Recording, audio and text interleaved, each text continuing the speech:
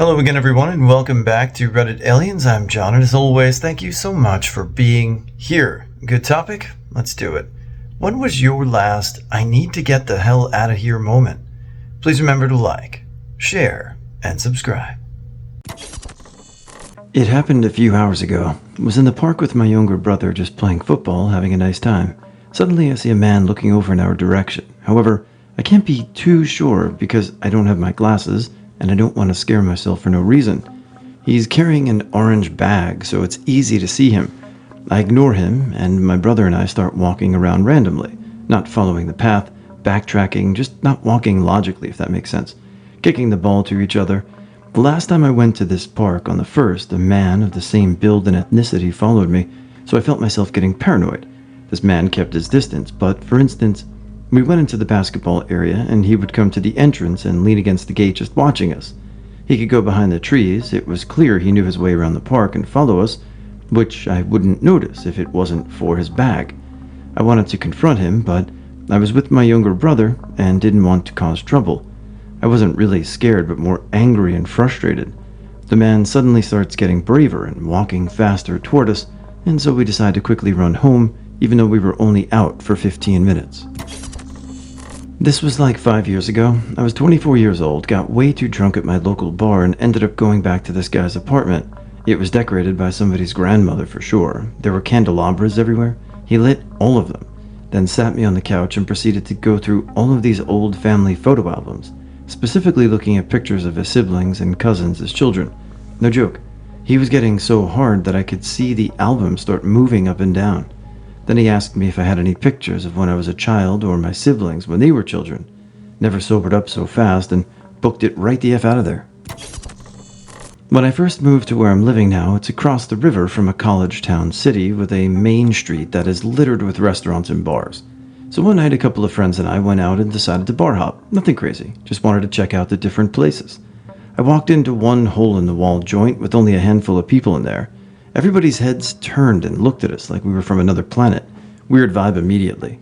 Bartender approaches slowly, asking how we're doing and what he can get us.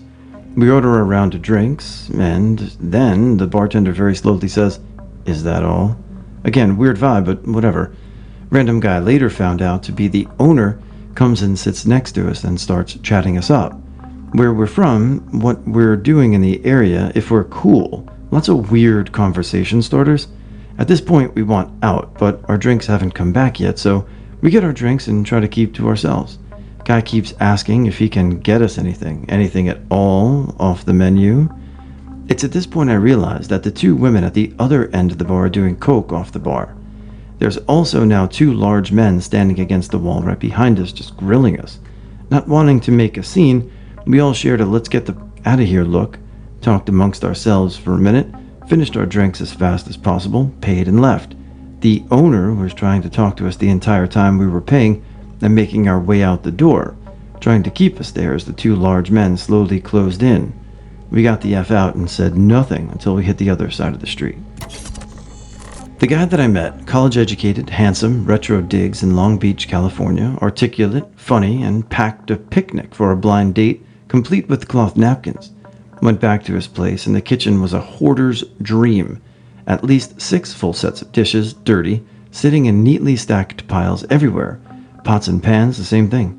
Hundreds of dollars worth of iron cookware stacked on the floor, rusting. Instead of washing dishes, he would buy more. Nope, the F out.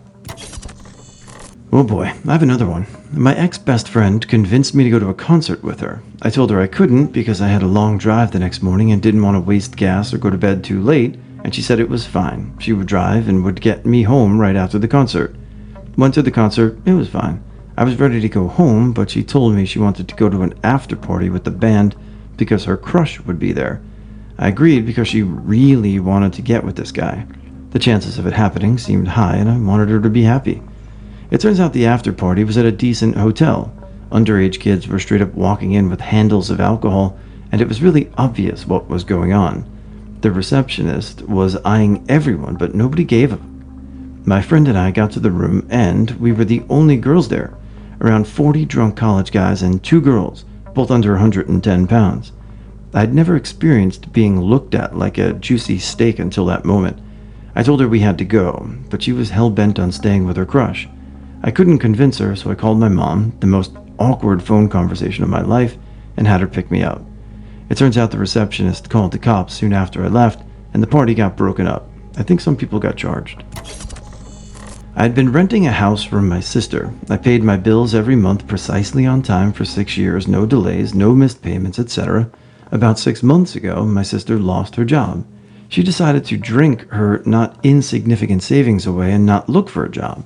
And then when things got tight, she started using my rent check to pay her rent instead of the mortgage on the house I was living in. I didn't discover any of this until a letter showed up one day from some attorney saying pay up or we foreclose in 30 days. Fortunately, things dragged out long enough for me to be able to afford to move, but that was the last straw. I had to get away from family. This was not the first time I had been forced to rely on them and gotten screwed, but it is definitely the last. My mom was content with living with bedbugs, a creepy 50-year-old man who might pay our bills as well as his kids and our cousins all in a shitty mobile home that she hadn't been making payments on. It was in such bad shape, it wasn't even worth repossessing. I could never have any time to myself. I was always surrounded by bratty kids, while constantly scratching at the bite marks the bugs left. I'd go to bed at night wearing sweats with socks on hot nights just to try and keep the damn bugs off me. It didn't work. When I was around 14, I went to go live with my grandma. Of course, that made me a backstabber in the eyes of my mom, but she's not relevant in my life anymore. Last week, I was visiting Los Angeles with my 22-year-old daughter. I had to fill the tank of the rental car. I googled the cheapest gas and waited in line. There was a scummy homeless man yelling, clearly mentally ill. When we got to the pump was broken. You know, when you fill 10 cents of gas and it stops. It took a full minute to get $1 of gas when the homeless man came up to us. He was yelling, "Now this is a nice car." I grabbed the pump from my daughter and said, "Hit the road," and we drove off. Funny thing is, my daughter wasn't scared because she was listening to what the man was yelling about. Apparently the homeless man was being harassed by another driver. The other driver told him not to touch his car. The car was a piece of shit, and the homeless man was making fun of him. "Oh, don't touch this car. Your car is a piece of shit." That's when he came to our car. "Now this is a nice car. I won't touch this one, but yours is a piece of shit, you asshole." So it ended up being pretty funny. I panicked for nothing. I told this once before, but when I was about 8 years old, I was in the car with my parents. They were arguing, which they did a lot, but being trapped in that metal box with both of them screaming back and forth became too much. We stopped at a red light, and I unbuckled my seatbelt, got out of the car, and started running. My mom, who was in the passenger seat, ran out after me, and after he pulled over the car, my dad did as well.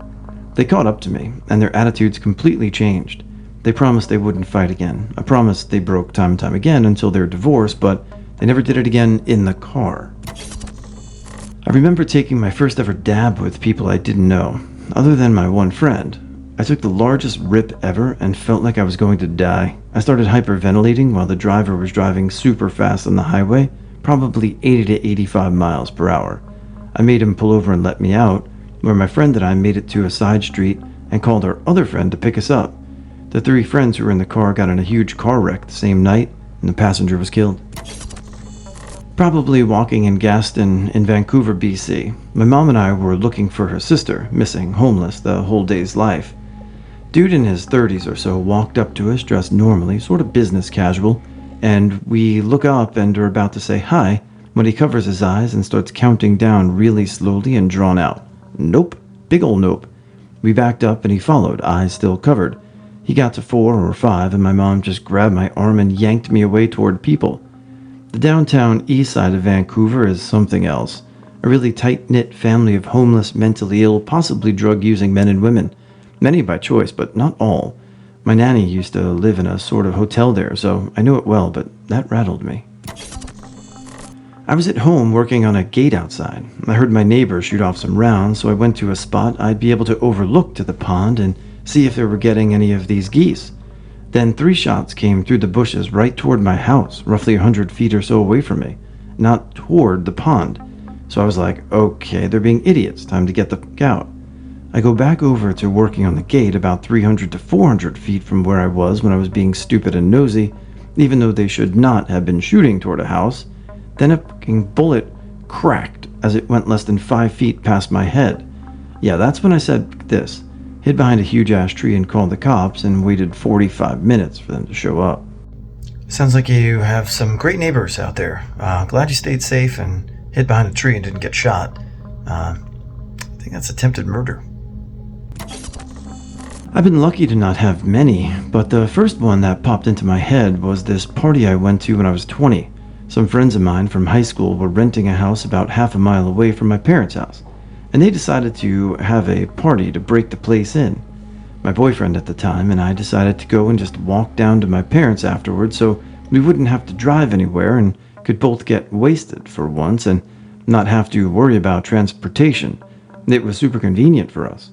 Almost as soon as we walked in, I felt like something was off. The vibe felt kind of adversarial and uncomfortable, which was weird because everyone they knew each other and no one had historically had an issue with anyone else. Something just told me to leave. We stayed for about an hour and then walked down the hill or small mountain to my parents and went to watch movies in their guest house. About an hour later, both of our phones started blowing up with frantic phone calls from the party. Apparently a fight had broken out between two guys who were actually pretty good friends. One of them was bleeding all over everyone and everything. And then a third guy started threatening them both with a 9-inch kitchen knife. Everyone had run out onto the lawn screaming. The neighbors had to call the cops, and since the majority of the people there were 18 to 20, they needed somewhere to go. So I walked downstairs, tell my parents what's happened, and let them know that we're basically about to provide shelter to about 25 drunk, underage people fleeing through the woods toward our house. What's bad about this is that the most direct path to my house lands at a 20-foot cliff rock face drop-off.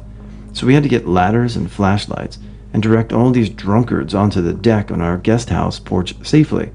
It was super dangerous and super stressful, and they're all lucky as hell that my boyfriend and I decided to go home and not drink too much that night, and that my parents were cool with helping them all out. TL, DR, party near my parents' house. The vibe was weird, so my boyfriend and I left. A short time later, 25-ish drunk teenagers running through the woods almost fell off of a rock face near my parents' house, and my boyfriend, myself, and my dad had to help them all down. We were all lucky that my boyfriend and I were sober and had gone home. I had leukemia. I completed 5 months of chemo in October, but my white count had been low since then, so I'm high risk for infection. My wife just gave birth a few weeks ago, but had severe preeclampsia and had to be put on blood pressure meds. I went to pick up dinner, and on my way home, I figured I'd also grab her meds at the pharmacy real quick. Except a ton of people had the same thought, and I found myself like 20 people back in line. I was set to wait. My wife definitely needed her meds until I heard coughing. I look up, and a 2-year-old kid is hacking everywhere. This is no bueno for me. Yep, had to nope the hell out that line and send my mother-in-law to the pharmacy for my wife's meds. TL, DR, I'm a 35-year-old tattooed bearded man afraid of small children. When I was 19, female, after graduating from my 2-year college, I was studying film. A professor that I and many other students looked up to a lot asked me to travel with him to Colombia to finish a documentary he was working on. Having traveling with him internationally in the past for class trips, I thought it would be a great opportunity. It was an all-expense-paid trip, so how could I not? So I traveled from New York to South America all by myself, and once I got there, he gave me a tour of our apartment that went like this. So here's the office, kitchen, living room, bathroom, and bedroom. There's just one bed. I hope that's okay. I tried to keep cool and slept head to toe the first night. The next morning, he sits me down to talk, and after his long intro, he finally gets to the point. He asked that the next part stay between us and started with, "So I've only ever been with my wife." Ugh. That was the moment that all the hairs on my body stood up, and I was like, I need to get the fuck out of here. Update. So that evening I told him that while I was flattered, I wasn't interested, and thought it was wildly unfair for him to do that to me. I tried to be polite because I didn't know what to expect at that point. The last thing I wanted was for him to get violent. He backpedaled the entire time, all of which I have an audio recording of, and I slept on an armchair in the living room the rest of the stay. Also, for reference, my professor looked like a small Venezuelan Gandalf, long white beard and all. I also had a family friend that lived in the city, so he picked me up my last night and took me to the airport. I'd never felt so safe in my life. A bit of backstory. A friend of mine borrowed a few hundred from me. After a month, she asked me to meet her at the ATM. I thought she wanted to pay me there and then. Instead, she asked me to get inside her car, which I did because it didn't seem shady at first and she was a close friend. During the ride, she said she wanted to bring me into a meeting and pay me there. I quickly surmised that it was probably MLM, and the money borrowed was her capital. Her act of paying me was for the audience, and she was probably intending to recruit me. After the car stopped, I noped out and walked back 3 kilometers to my university. A girl I'd gone on a couple of dates with, we weren't dating though, invited me and several of her friends to a bar to celebrate her birthday. Among them were 2 bros I'd never met before. They got drunk pretty fast and were being really loud enough that it was obviously annoying to the other bar patrons. The brothers decided to do a shot, and after gulping them down, one let out a loud "woo!" A random bar patron gave a mocking "woo" back at him.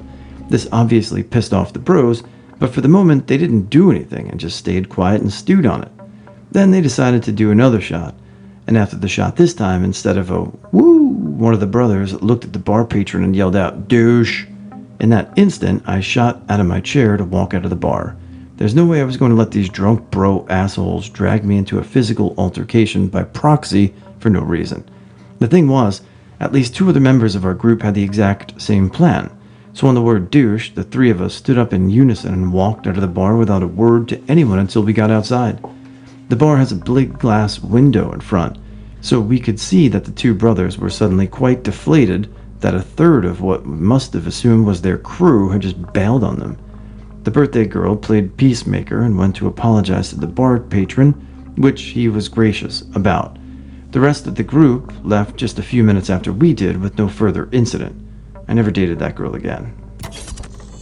I lived with my brothers for a few years after high school. He wasn't the most mentally healthy person. He wasn't dangerous to anyone but himself, not physically or even verbally violent with anyone, but he's always been kind of a slob. When I moved in, I cleaned the F out of his house and did my best to keep it clean. Fast forward about 2 years later, and our lives have gotten pretty bad. His business is a small video game card shop that he owns and operates. It's a buy-sell trade place, so he gets a lot of inventory, more than he can fit in his store. You'd think having a ton of nerdy gadgets in your house would be awesome until you're living in a real-life episode of Hoarders. That last year, things got to be pretty awful. My girlfriend cheated on me and left me. I was working a dead-end job. We were living with each other, 2 meth users. Our house was absolutely infested with fleas, gnats, mice, and other insects. We didn't have trash pickup, and the basement was literally full of garbage bags that the mice had made their home. Our living conditions had become uninhabitable. We both smoked about 2 packs of cigarettes a day and took hallucinogenics, frequently acid, mushrooms, just an easy fix to kind of escape from our grim reality. Smoked weed and played video games constantly. Not even because it was fun necessarily. We just needed constant distraction because our reality wasn't something we could even confront, so we just avoided it through any means necessary. One week, which I refer to as the worst week of my life, things came to a head. 2 of my friends died. One was a suicide after they returned from Afghanistan. The other was a heroin overdose, which, given the situation with my sister, who was living with us and struggling with addiction, made my already current fears even more tormenting. My cat ran away, and my sister and her boyfriend robbed us while we were both away at work one day. We came home to most of the electronics and any spare cash gone. We had to kick her out the next day. One of the hardest things I ever had to do. I'd been helping my sister with her living and job situation for a long time, but that last year I was in no condition to help anyone, not even myself. Depression had turned every feeling I had into an absolute apathy. I didn't take care of my relationships, my home, my pets, my car, or myself, and everything in my life was rapidly deteriorating. At the end of that week, I had some sort of mental breakdown. I'm honestly not sure what it was exactly in medical terms, but I'll describe it as best I can. I was in the kitchen feeling kind of sick. I felt like I needed to eat something. We were both dirt poor and had very little food, so I grabbed a spoonful of peanut butter. As soon as I ate it, I immediately felt very nauseated, like I needed to puke. And then came the biggest rush of emotion I ever have felt in my life. It felt like a panic attack at first, but different, more severe. Everything started spinning and I couldn't speak. I grabbed the countertop and could barely keep my balance. I was able to call out my brother's name right before I blacked out. I remember seeing a face, not one I can describe clearly, but it seemed familiar. Not a good familiar, almost like the feeling when you remember a nightmare. It felt similar to something I experienced on a bad trip once. I fell straight back onto the trash-ridden floor out cold. I never felt as if I actually lost consciousness, though. It was as if my mind had just gone somewhere else. When I became lucid again, my panicked brother was shaking me and yelling my name. He got me some water, and I laid on the floor for a minute. And for the first time in too long, I truly took in my surroundings. The weight of all my mistakes and apathy was finally being realized. My brother wanted me to go to the hospital, but I said no. I just wanted to sleep. The next morning, I was a different person. I called into work and truly looked at myself in the mirror. I barely recognized myself. I was covered in insect bites, my teeth were stained yellow, and my skin looked awful. How long had it been since I even showered? And that's when I had my biggest, I need to get out of here right fucking now moment. The next week was difficult.